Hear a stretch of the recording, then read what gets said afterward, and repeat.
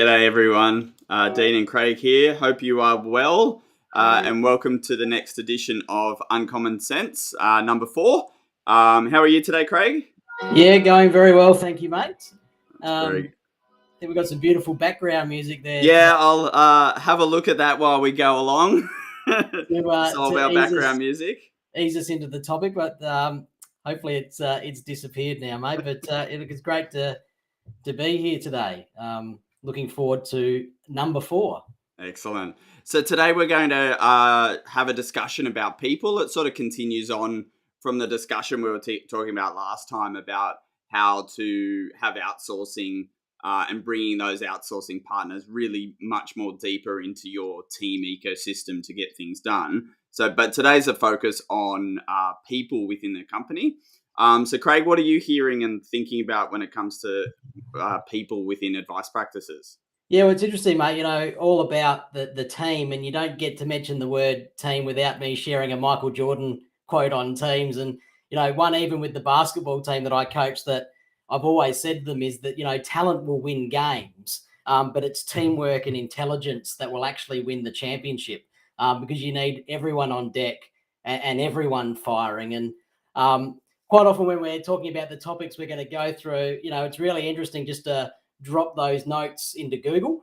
And funnily today on building teams and things, there was 6 things that were constantly repeated. The first one was, make sure you've defined your purpose. The second was assemble the team. The third was determine your goals. 4, set expectations. 5 was monitor and review. And 6, which is my favorite one, is celebrate and reward, which we can talk about a little bit later. But, mate, with those things floating around, interested in some of those points from your view. Yeah, absolutely. I think the first thing is always great to start with a joke of why did the paraplaner cross the road? I don't know, Dean. Why did the paraplaner cross the road? Well, because they were sick of doing admin and other tasks unrelated to their job description. And so I think that's a really good place to start when we think about how to talk and manage our teams over time. Acknowledging that we are in the world of small business predominantly, so we don't have hundreds of staff within our companies. And so having appropriate job descriptions for people actually means that they're not lost. So the paraplanner that knows from time to time that they might have to do some other jobs within their company, they can be comfortable with that. But it's the paraplanner that was hired just to do plans, but then when they start working in the company, they find that 50% of the time they get dragged away from that job to do other things. And then unfortunately, the second thing that always happens at that point in time is they get managed and KPI'd and reviewed on the fact that they're not getting all their plans done. And so that's when if we just reflect on the job descriptions of actually understanding what each team member within your company needs to do or what you need them to do, and then properly articulating what that is to the team member, but also remembering that we need to monitor, reward, and review based on those things as well. Funny, Dean, I think like a really interesting point around that is so many businesses end up writing a job description for the person they've currently got sitting there, Yes. rather than the role that they actually need. And that's good that they actually perhaps are halfway there to having one. But then the other one I see a lot is, I'll get an email, "Oh, Craig, someone's left my business. I'm looking for this person. Do you know anyone, or can you help spread the word?" My first question back is, well, what is the actual job description and what do you need that person to do? Yep. And 9 out of 10 times you get, "Oh, I actually haven't got a job description for that." Yeah. And so that's if we come one level up in terms of the job description, it's the organizational chart, not in the concept of large corporates and 6,200 employees, but the organizational chart as a concept is still really powerful, just so people know where they sit within the company and what those key results they actually are responsible for within the company. So it's less about who you're reporting to, but more about, this is my place within the company. I can see it. I can understand it because there's a job description, and I know what I need to do over time to maybe go to other departments or go move up the organizational chart. Like staff need to know that journey potentially as well. But to know what seat you're in and that that's the right seat, which we'll get onto about right people, right seat, but Yeah. understanding that organizational chart is really important. Yeah, definitely. And I think what you mentioned earlier too, with small business, is this really fine line with it, and that is that one of the things my boss Nathan always says to me is no one else is coming, right? And so you're there, you've got to do the things, and there's this fine line between going, okay, what is the function that I need this role to do, but then also that person in that role understanding that sometimes there's going to be all hands on deck to do stuff. Yeah, exactly. And it is a fine line. My business partner's one of his goals for the year, and if he's watching, he will know that I'm talking about this. But one of his goals of the year was actually kind of the opposite to of actually becoming more confident to stop doing things that are not his job. Yep.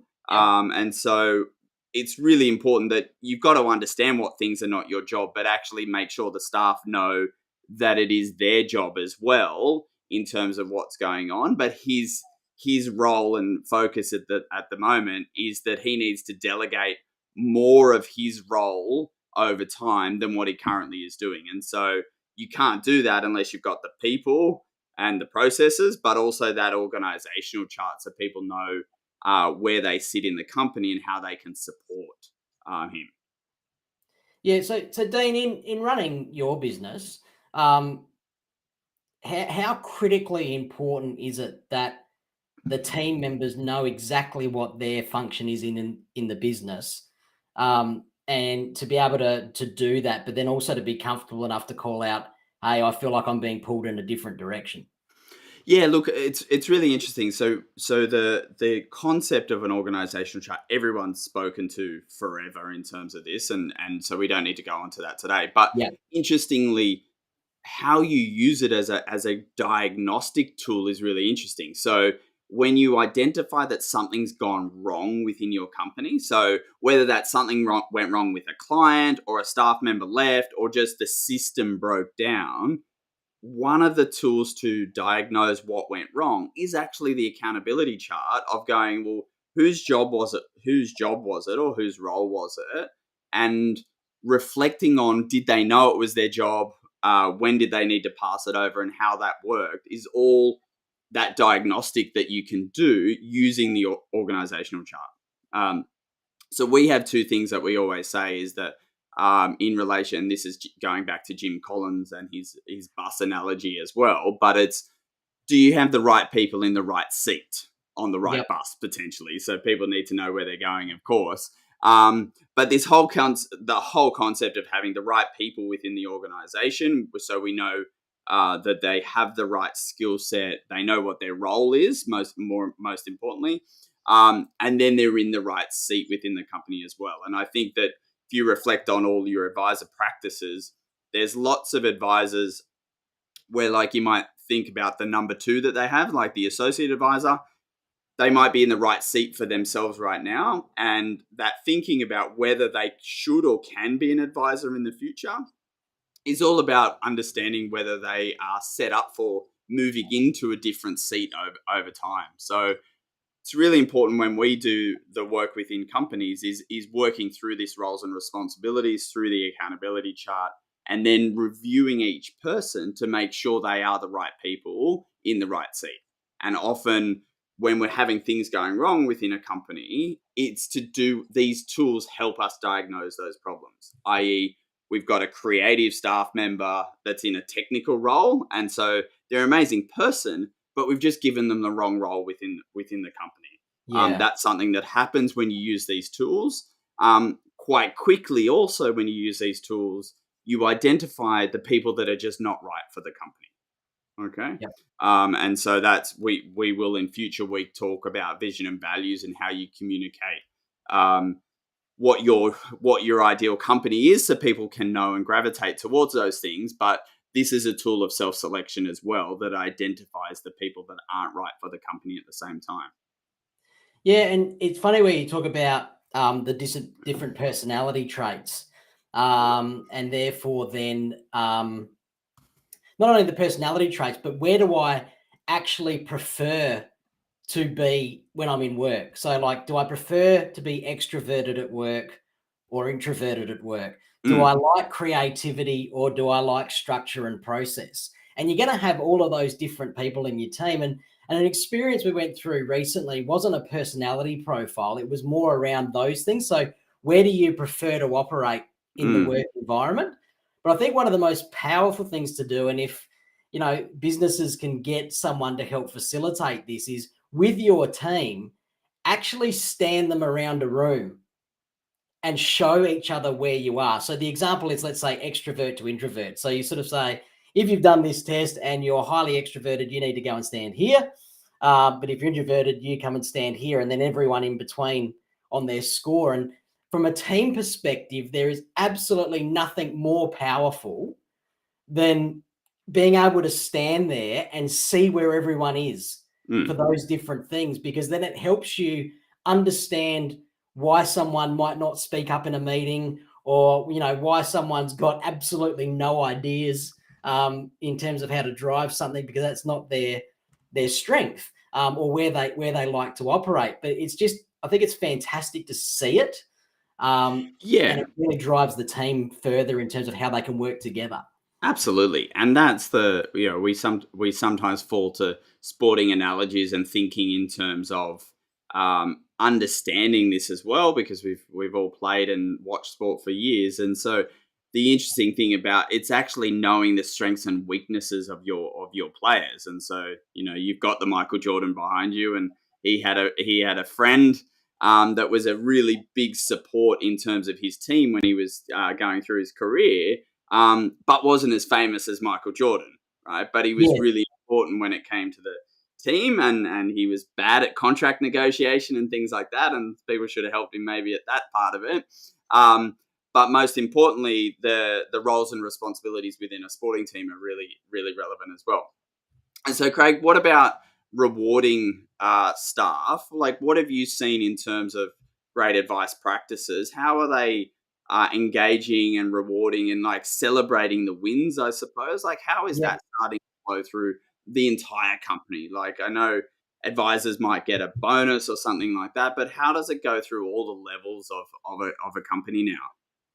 Yeah, it's interesting. Lots of people are putting reward in place, but the number one piece of advice I'd give any business considering rewards is, don't sit around going, "Oh, what should we do for them?" and then come up with something. Actually ask people what they're interested in, what they like, what they'd want, and what would actually motivate them to do better or to be recognized for what they've done. Because a lot of the time, it's not money. Mm, Um, and the funny part is, what you find is a cash bonus. Whilst most people will take a cash bonus, there's no doubt, right? But the cash bonus tends to just disappear or consolidated revenue. consolidated revenue, right? Because it goes in. Like, mate, petrol prices in Adelaide hit $2.22 today. I was watching on the Today Show this morning.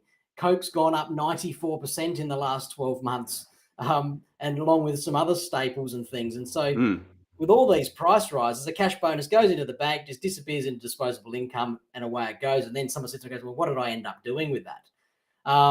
So it's kind of about finding out what's really going to drive your people, yep. and what will they think is a great reward, and then blending something together. I think, to actually reward people, and I think the best firms are doing that. It might be an extra day off. It might be that we want to go and do a team event together.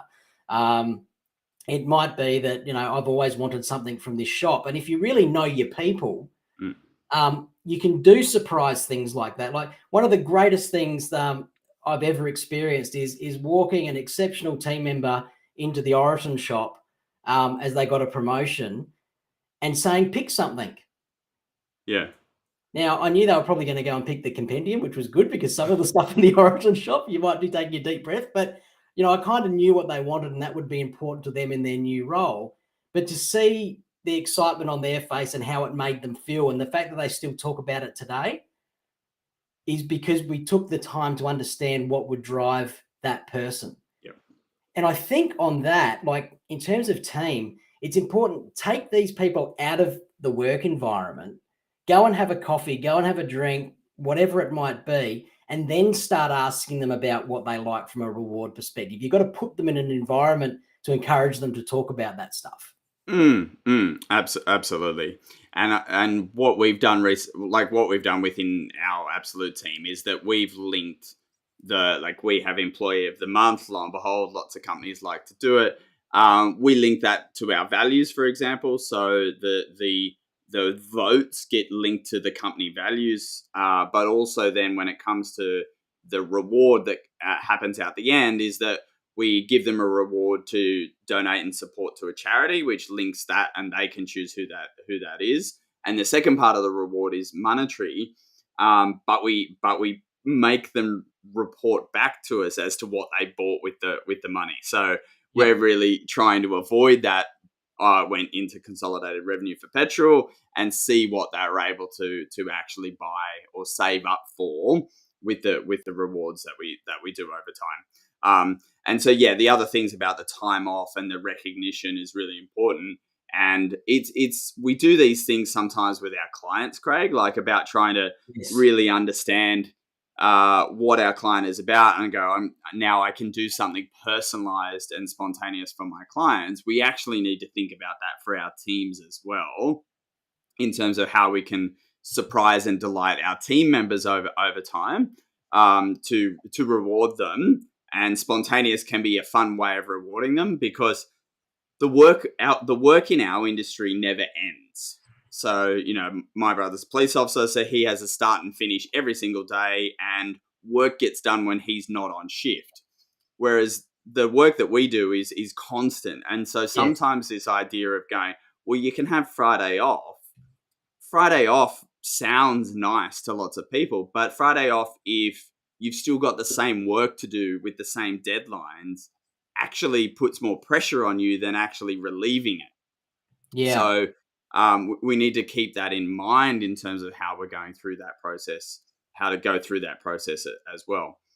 And so, Craig, what about our great resignation and things like that that's happening? Are you seeing a lot of movement in the support staff across practices? Like, why do you think people are thinking about leaving and moving to other companies? So, what don't we have in some businesses, and what do they have in others?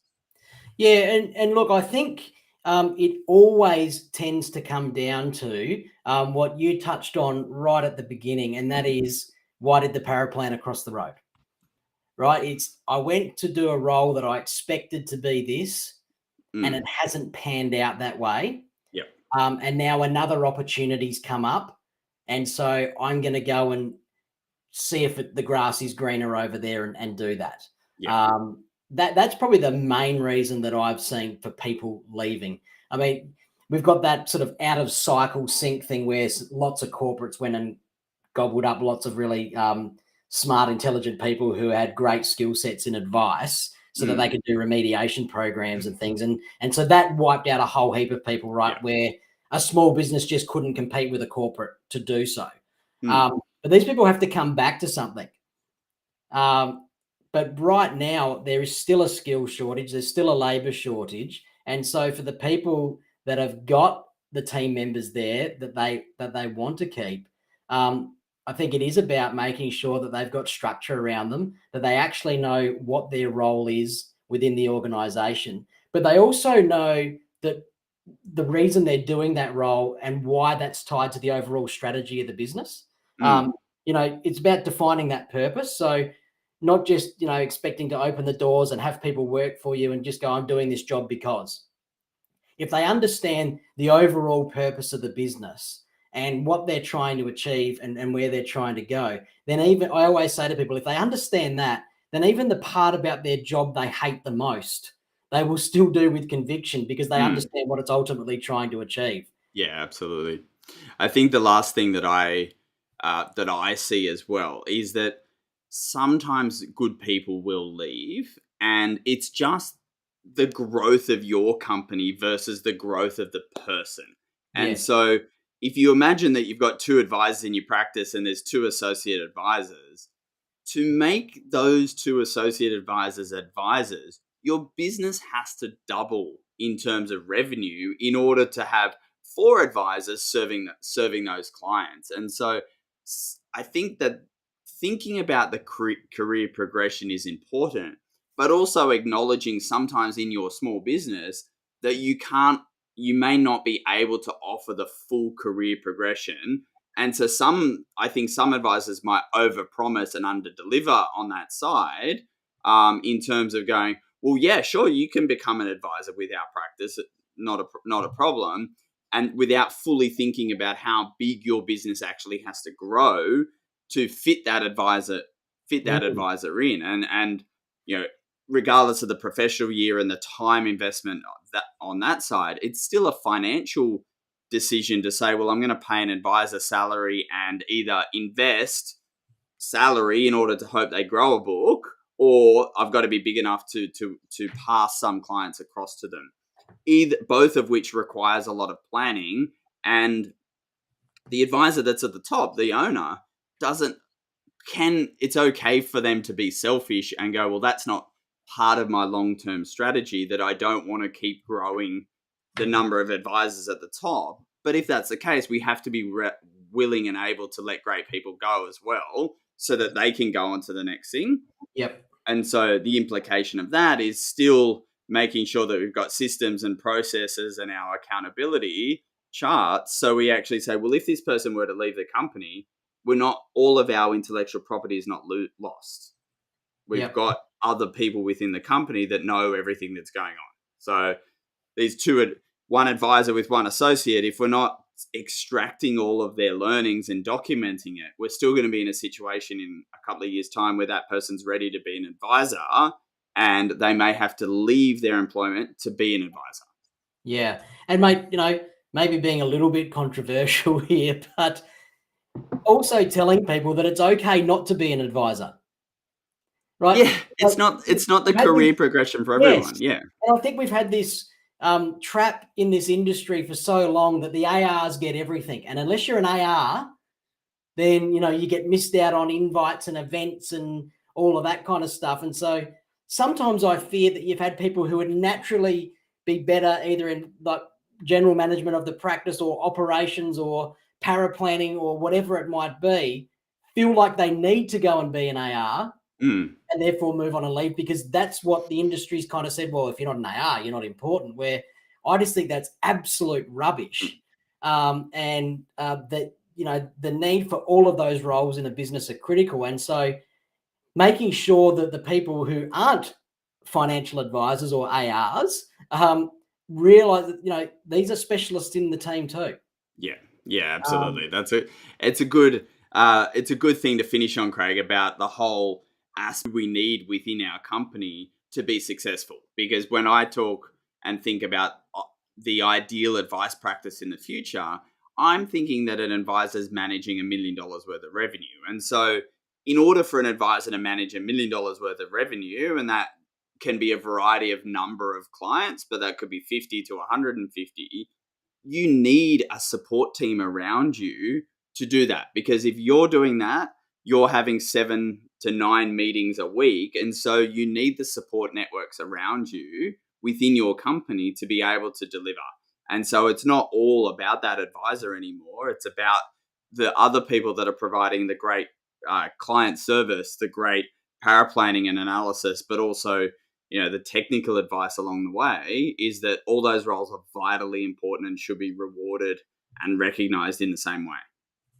Mate, what a great few comments to finish off Uncommon Sense number We'll 4. just share that little bit later on to We'll, everyone. we'll, So yeah. thanks again, everyone, for joining us.